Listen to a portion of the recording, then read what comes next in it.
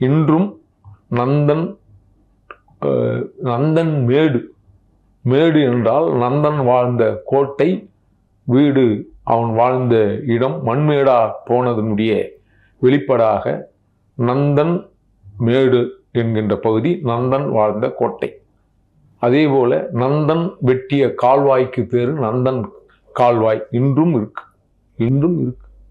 நந்தன் என்கின்ற மிகப்பெரிய மாமன்னன் அவனுடைய வரலாற்றை திட்டமிட்டு மறைக்கப்பட்டு நந்தன் என்கின்ற மன்னனை அடியாராக மாற்றி ஒரு சேவம் செய்வது போல் மாற்றிய பெருமை வடுக பிராமணத்திற்கு உண்டு.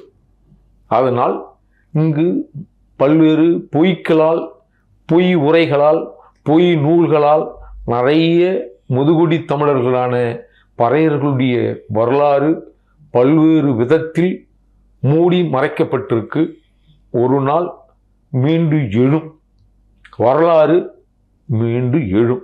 அப்பொழுது யார் தாழ்ந்தவன், யார் தாழ்த்தப்பட்டவன், யார் தலித் என்பதற்குண்டான விடை விரையிலே வெளிவரும்.